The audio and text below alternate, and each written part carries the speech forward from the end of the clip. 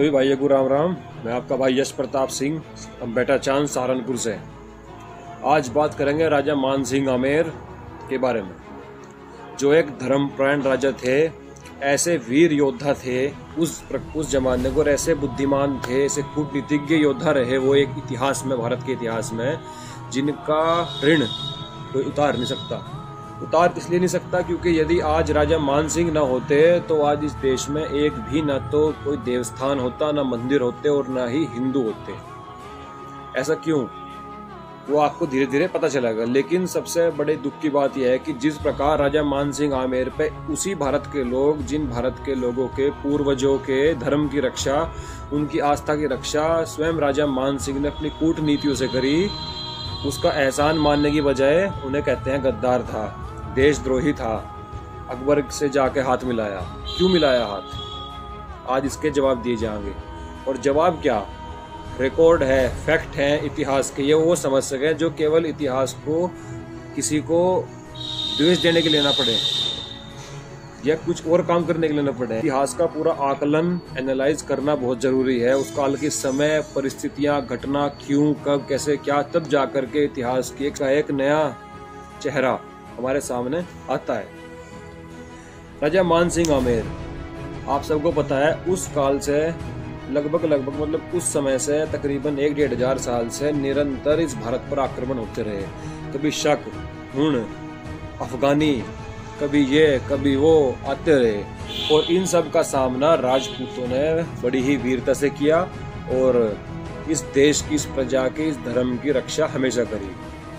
सर्वप्रथम मेवाड़ नरेश बप्पा रावल जी के नेतृत्व में, कभी नाग भट्ट प्रतिहार जी के नेतृत्व में, यानी संयुक्त सेनाओं ने, संयुक्त राजपूत सेनाओं ने शत्रुओं का जो है सामना करा, इस धर्म की रक्षा करी।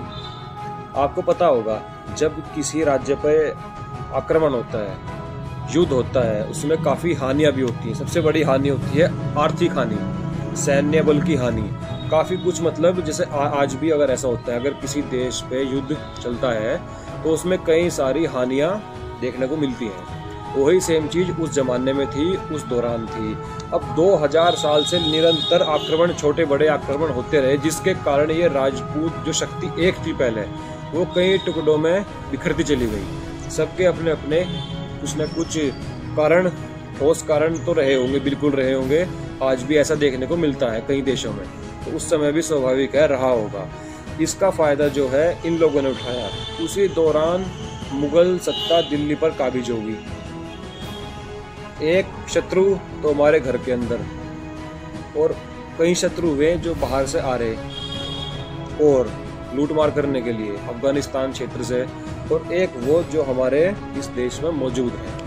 अब एक राजपूत शक्ति क्या करती, घर बैठे दुश्मन से झगड़ा लेती, या जो बाहर से आ रहे उन्हें रोकती। दो जगह डिवाइड हो चुके थे राजपूत उस समय, बीच में। फिर उसी दौरान चित्तौड़ का युद्ध जब राजपूतों की उसमें वीरगति प्राप्त हुई, कम संख्या, मुट्ठी भर राजपूतों ने जब पूरी विशाल सेना के सामने घुटने नहीं टेक के साका करने का निश्चय लिया, उस युद्ध के बाद क्या हुआ था, चित्तौड़ में नरसंहार, कई हजार नागरिकों का कत्लेआम हुआ था, मंदिर सारे तोड़ दिए गए थे, और उस टूटे हुए चित्तौड़ के अवशेष मंदिर के आज इस समय भी उस किले में विद्यमान है, मौजूद है। कभी जाओ तो उस चीज को जरूर देखना कि किस प्रकार से इन्होंने तोड़ा है, मरोड़ा है हमारे देवालयों को, हमारी आस्थाओं को। जब चित्तौड़ उस समय काफी एक बड़ी शक्ति थी उस भारत की, जब चित्तौड़ इस युद्ध को हार गया, मुगल सत्ता वहां काबिज होगी कुछ समय के लिए, इसी चीज को देखते हुए आमेर राज्य के राजा मान सिंह, जो कि बुद्धिमान थे, अब युद्ध वो भी कर सकते थे। वो वीर महाराजा पजवन राय के वंशज थे, जिन्होंने मोहम्मद गोरी को कई बार धूल चटाई, जो कभी जीवन में एक भी युद्ध नहीं हारे। ऐसे योद्धा महाराज पजवन राय जी आमेर, उनके वंशज खुद मान सिंह जी इतने बुद्धिमान और वीर, क्योंकि कभी भी युद्ध में मान सिंह भी कभी नहीं हारे। वो चाहे मुगलों के लिए लड़ा हो या किसी के लिए लड़ा हो, वो एक भी युद्ध अपने जीवन काल में नहीं हारे थे। उनके पास विशेष उनकी कुलदेवी माँ जमुआई का विशेष आशीर्वाद था, और रिकॉर्ड तो ये बताते हैं, या पुरानी कहानियां ये बताती हैं कि उनके ऊपर कुलदेवी इतनी प्रसन्न थी कि खुद एक शस्त्र रूप में तलवार कुलदेवी ने मानसिंह को भेंट की थी और आशीर्वाद दिया था कि कभी भी युद्ध में पराजय नहीं होगी। वो चाहे रेगिस्तान में युद्ध करना हो, चाहे पहाड़ों में युद्ध करना हो, चाहे बर्फ में युद्ध करना हो, हर जगह नंबर 1 पे थे महाराजा मानसिंह आमेर। अब बात आती है, जब वो इतने वीर थे तो उन्होंने संधि क्यों करी? संधि करने का कारण ये था क्योंकि जिस समय राजपूत शक्तियां बिखर चुकी थी, उस समय शत्रु घर के अंदर भी था और उस समय लूट मार करने के लिए बाहर से कभी अफगानी, कभी पठानी, कभी कोई आ रहा था। तब मानसिंह ने यहाँ पर जो है बुद्धि का प्रयोग किया, शत्रुओं को शत्रुओं से लड़वाया, यानी मुगलों के खेमे में जाकर, क्योंकि उस समय मुगल सल्तनत भी, मुगल सत्ता भी अपने चरम सीमा पे थी, शक्तिशाली थी, धनवान थी और सैन्य बल से पूरी वो थी। तब राजा मानसिंह ने जो है अपनी चित्तौड़ की तरह फेस टू फेस टक्कर लेने की बजाय उनके घर में घुसकर ही उन्हीं का विनाश करने की ये योजना बनाई। इसका सबसे बड़ा उदाहरण क्या है? उस दौरान जब मंदिर तोड़े जा रहे थे, जब धर्म परिवर्तन निरंतर बढ़ रहे थे, उस समय राजा मानसिंह आमेर अकेला था जिन्होंने मंदिरों का निर्माण करवाया। चाहे वो जगन्नाथपुरी हो, चाहे वो गोकुल वृंदावन हो, या फिर वो जयपुर का जगदीश मंदिर हो। जी, मतलब मंदिर तोड़ने के समय में जब मंदिर निर्माण करवाने का काम राजा मानसिंह आमेर ने करवाया और धर्म परिवर्तन को पूरी तरह रुकवाया, अकबर से कह गया कि नहीं चलेगा ये देश में, धर्म परिवर्तन बंद करवाना पड़ेगा। यानी एक तरीके से आप कह सकते हो कि राजा मानसिंह ने अकबर की बुद्धि को कैप्चर कर रखा था अपनी मुट्ठी में। जैसा मानसिंह चाहता था वो वैसा ही करते थे। उन्होंने इनडायरेक्टली जाके इस धर्म की, इस देश की रक्षा करी है। ये बात सबको माननी पड़ेगी, वरना खुद सोचो कि जिसका शासन पूरे भारत में हो, सत्ता हो उनकी, जब धर्म परिवर्तन चल रहा था लगातार निरंतर, तब आज इस देश में हिंदू बचे कैसे? और ये बचने की देन है राजा मानसिंह आमेर। कई मंदिरों के शिलालेख आज भी गवाही देते हैं कि इस मंदिर का निर्माण राजा मानसिंह आमेर ने उस काल में करवाया। हरिद्वार हो, बोध गया हो, कोई सा भी तीर्थ स्थान हो, सभी की सुरक्षा जो करी उस समय वो राजा मानसिंह आमेर ने करी। और मस्तक पर तिलक लगाकर सलाम नहीं करा अकबर को, सीना तान के खड़ा रहा। किले के अंदर, मुगल किले के अंदर पूजा पाठ के लिए अलग मंदिर बनवाया, तुलसा का एक वृक्ष वहां रखवाया। इतना कुछ राजा मानसिंह ने मुगलों के खेमे में जाकर के किया इस देश के लिए, ये जरूरी था। और बाहर से आने वाले आक्रमणकारियों को रोकने के लिए राजपूत सेना की बजाय मुगल सेना ही लेकर गए। यदि दोनों तरफ से हानि होगी तो शत्रुओं की होगी, हमारी कोई हानि नहीं होने की। इसे कहते हैं कूटनीति, जो जिसके राजा मानसिंह धनी थे। आज भी जयगढ़ का जो किला है आमेर में, उसके ऊपर पचरंगी झंडा लगा हुआ। तो 5 रंग क्या है?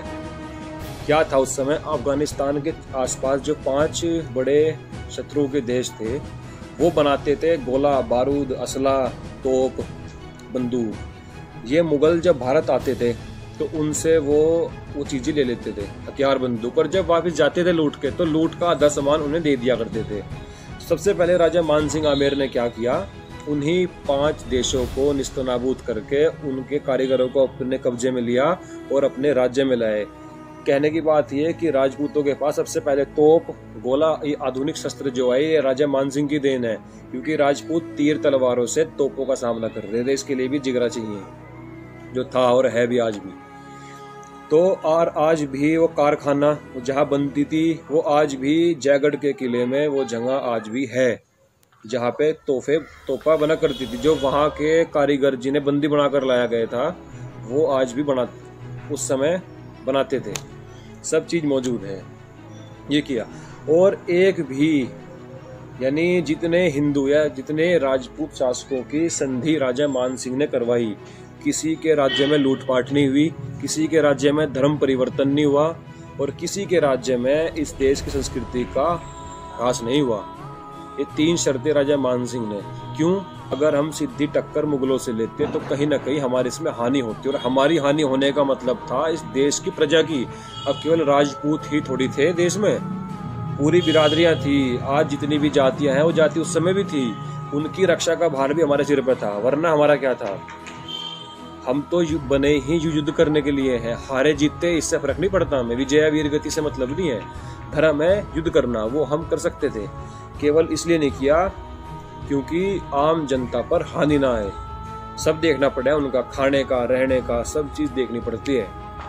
ऐसे नहीं चले करते राज्य। तो ये था। और जिस भी मतलब मुसलमान जो उस समय शासक थे, जितनों को उसने राज्य छीनने, जितनों के उनके, उस गद्दी पर अपने राजपूत भाइयों को ही बिठाया राजा मान सिंह ने राजा के तौर पे। जम्मू कश्मीर देख लो, बंगाल बिहार देख लो, जितने भी राजपूत वहां पर आज हैं जिनका संबंध राजस्थान से है, वो सब राजा मान सिंह के समय ही वहां गए थे। तो ये था एक आपस में प्यार जो महाराणा प्रताप जी ने युद्ध करके देश की रक्षा करने का संकल्प लिया, उसी तरह भी राजा मान सिंह ने अपनी कूटनीतियों से दुश्मन के घर रहकर अपनी हानि, अपनी मतलब अपने लोगों की, अपने लोग मतलब वो सभी जाति बिरादरियां जो राज्य में रहा करती थी, उनकी रक्षा करी। फिर बात कहेंगे कि हल्दी घाटी में क्या हो गया था, हल्दी घाटी में क्यों महाराणा प्रताप के सामने आए। इसमें एक जिगर है, दोहा भी है, चलता आ रहा है प्राचीन समय से। मान सिंह के भाई थे, पता नहीं मान सिंह के पुत्र थे, माधो सिंह जी ने महाराणा प्रताप से आमना सामना हुआ, तो माधो सिंह ने जब भाला महाराणा प्रताप के मारा तो उसका मुंह मोड़ लिया था, यानी जो चोंच वाला हिस्सा हो उसे कर लिया था पीछे, पिछला हिस्सा कर लिया था आगे, और वो लगा था महाराणा प्रताप के यहाँ पर आके, जिससे महाराणा प्रताप के आगे के दांत टूट गए थे। यदि वो चाहता तो सीधा भाला भी छाती में मार सकता था महाराणा प्रताप के, किंतु नहीं मारा। ये भले ही हमें दिखाने की कोशिश की हो कि ये अलग थे, लेकिन नहीं, ये कहीं ना कहीं मनभेद नहीं था, मतभेद हो सकता है इनके अंदर, लेकिन सभी को पता था कि हाँ हम एक हैं। मान सिंह अपने हिसाब से काम कर रहे हैं वहाँ पे, और महाराणा प्रताप अपने हिसाब से काम कर रहे थे। दोनों की तुलना अगर देखिए तो दोनों ने धर्म की रक्षा करी है इस देश के लिए। भारत के पहले राष्ट्रपति राजेंद्र प्रसाद जी के पुत्र ने राजा मान सिंह आमेर के ऊपर शोध किया, बुक लिखी, आप वो बुक मंगा सकते हो। उस बुक में काफ़ी सारी चीज़ें हैं जो उसमें लिखी हुई हैं इस प्रकार की, सभी उसे मंगाएं और सभी उसे पढ़ें। और मान सिंह का सबसे बड़ा झूठ जो दिखाया गया कि राजपूतों ने अपनी बहन बेटियां मुगलों को दी, उसमें जोधाबाई का वो नाम देते हैं पहले। अकबरनामा के अनुसार 1 जून 1548 को अकबरनामा में लिखा है कि भारमल की कोई पुत्री जोधा का विवाह अकबर से हुआ। इस बात को ध्यान से सुनना, बिल्कुल पॉइंटों की बात है।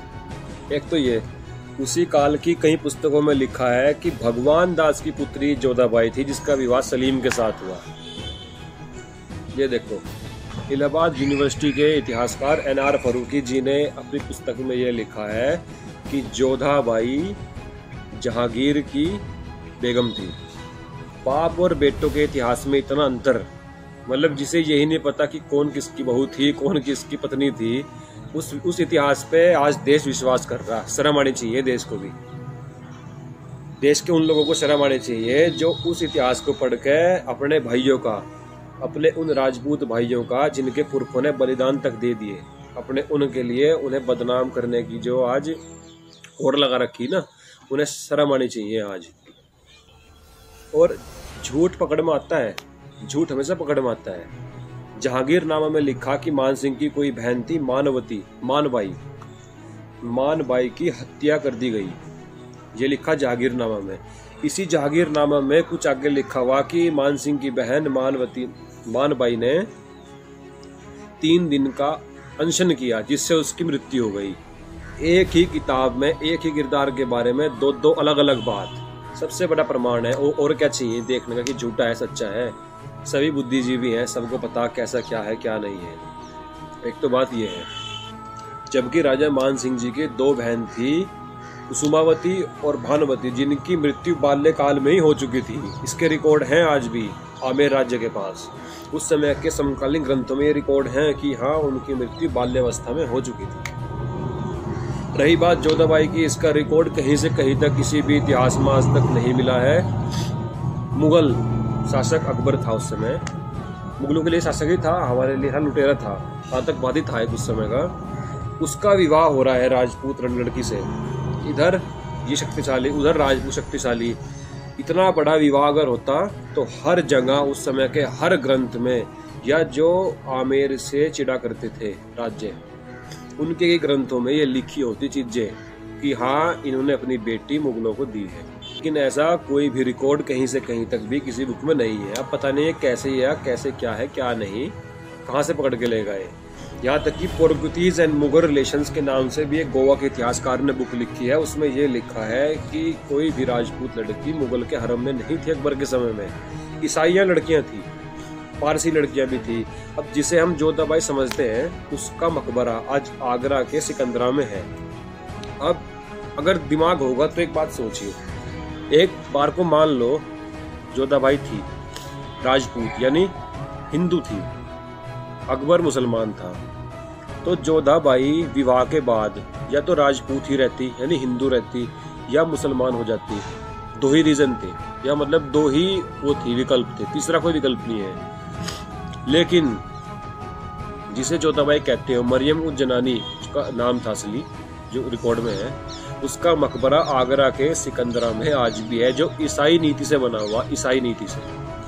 अब ना तो जोधाबाई ईसाई थी और ना ही अकबर ईसाई था, या अगर उनका कोई रियलिटी में होते तो या तो उन्हें अग्नि में जलाया जाता एक राजपूत रीति के हिसाब से, या मुगलों के हिसाब से उन्हें दफनाया जाता।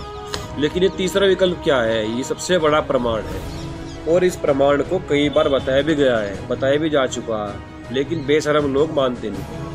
इतिहास को बदनाम करने के बहुत षड्यंत्र चले गए, आगे भी चलेंगे, लेकिन हमारी जिम्मेदारी है रोकने की। केवल राजपूतों की जिम्मेदारी नहीं है, पूरे भारतवासियों की जिम्मेदारी है, पूरे सनातनियों की जिम्मेदारी है।